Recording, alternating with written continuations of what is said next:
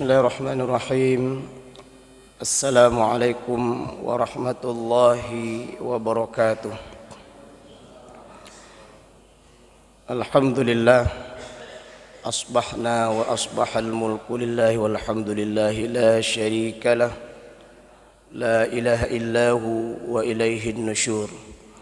Asbahna ala fitratil islam wa kalimatil ikhlas وعلى دين نبينا محمد صلى الله عليه وسلم وعلى ملة أبينا إبراهيم حنيفا وما كان من المشركين. أعوذ بالله من الشيطان الرجيم. فإذا قضيتم الصلاة فاذكروا الله قياما وقعودا وعلى جنوبكم إلى آخر الآية. Jamaah salat subuh yang dirahmati Allah Subhanahu wa taala, senantiasa kita berzikir atas segala rahmat dan nikmat yang telah Allah berikan kepada kita, dan senantiasa berfikir atas segala ciptaan Allah Subhanahu wa taala.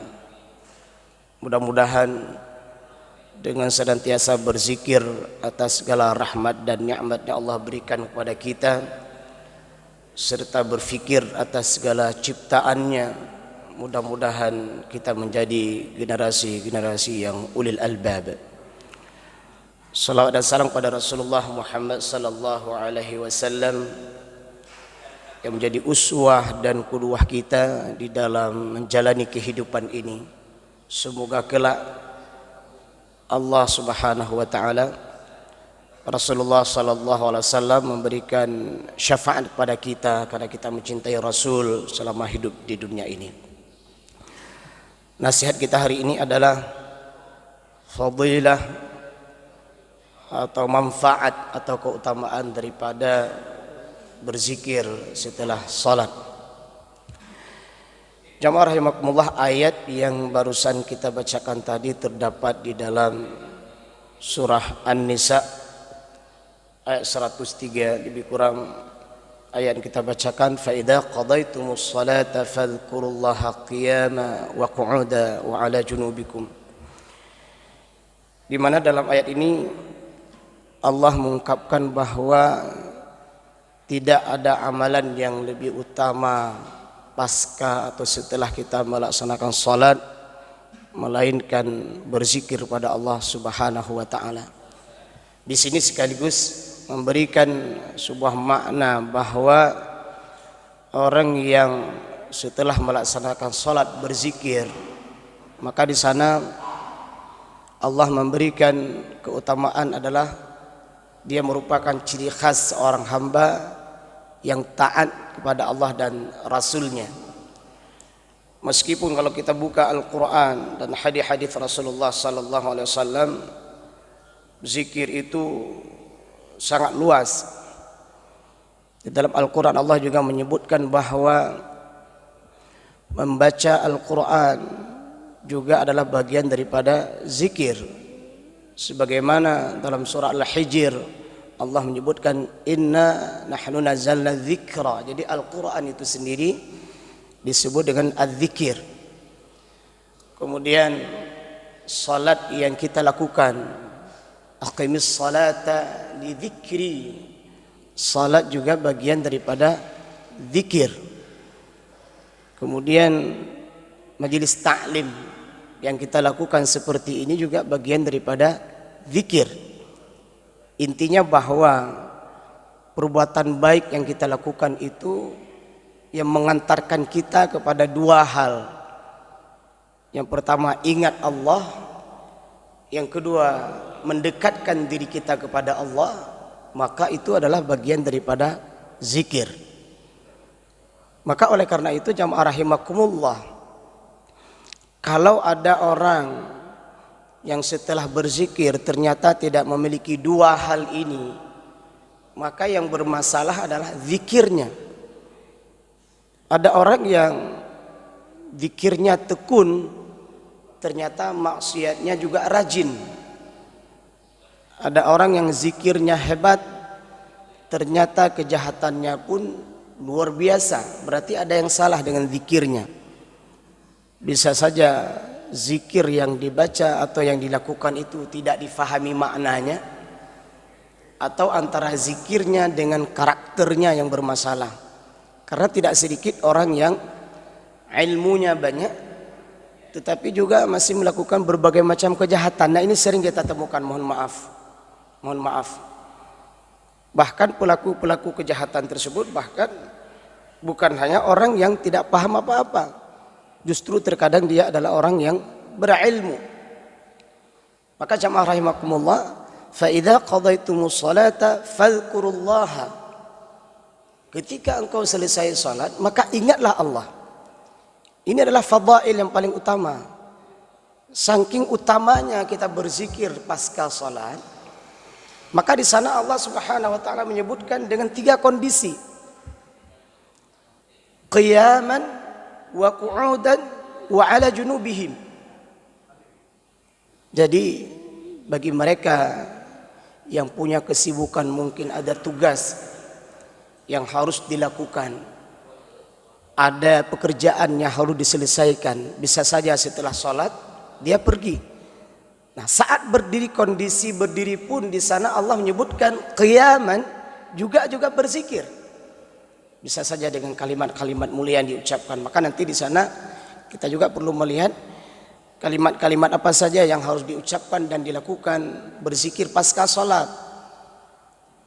Misalnya dalam sebuah hadis rawahu Muslim, di sana Rasulullah menyebutkan bahwa disunahkan mengucapkan astagfirullah. Kemudian dilanjutkan dengan kalimat la ilaha illallah wahdahu la syarikalah, sebagaimana dalam hadis riwayat rawahu Muslim. Kemudian dilanjutkan dengan bacaan tasbih, tahmid dan takbir. Subhanallah walhamdulillah wallahu akbar. Kemudian dilanjutkan dengan bacaan ayat kursi, dan selanjutnya adalah dengan bacaan surat Al-Ikhlas, Al-Falaq dan An-Nas. Nah, kemudian Rasulullah SAW berdoa dengan doa Allahumma inni as'aluka ilman nafi'a. Rasul meminta kepada Allah dengan ilmu yang bermanfaat, wa rizqan thayyiba, dengan rezeki yang baik, wa amalan mutaqabbala, dan amal yang diterima oleh Allah Subhanahu wa taala. Rawahu Ibnu Majah.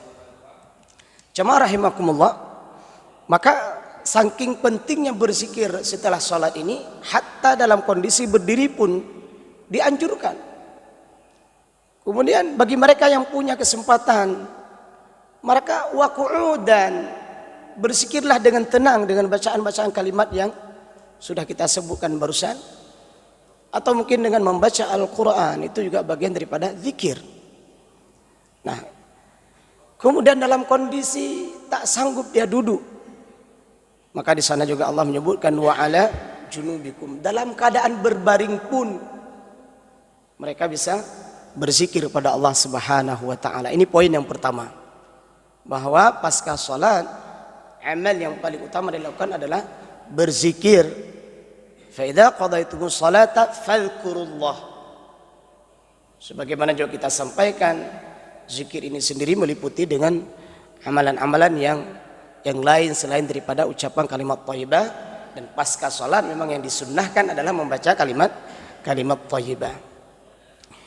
Yang kedua, dalam sebuah hadis Rasulullah sallallahu alaihi wasallam bersabda, "Inna ahadakum idza dakhala al-masjid", ketika salah seorang di antara kalian masuk masjid, maka selama dia dalam masjid tersebut, dia dianggap orang-orang yang salat selama salat itu menahannya.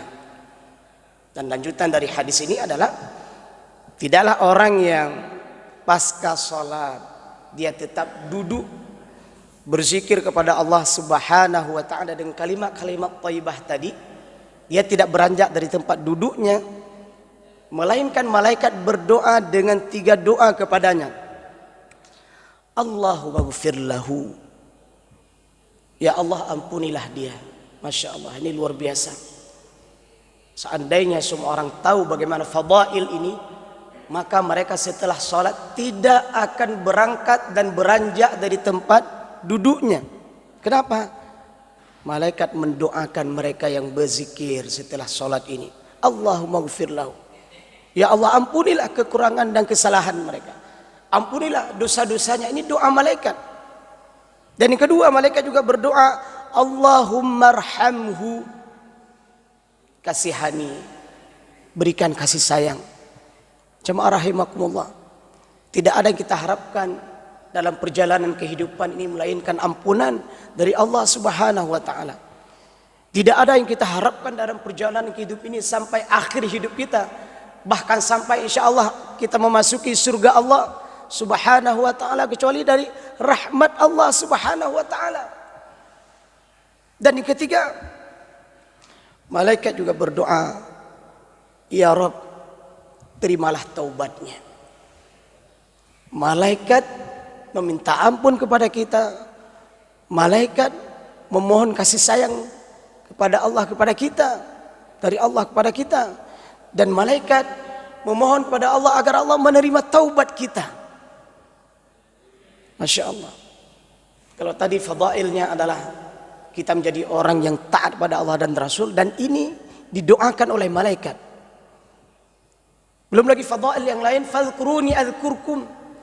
Tidaklah orang yang senantiasa ingat kepada Allah Subhanahu wa taala, Allah ingat kepada orang tersebut. Di saat kita lapang ingat kepada Allah, Allah ingat kepada kita. Dalam kondisi sulit pun kita ingat kepada Allah, Allah ingat kepada kita.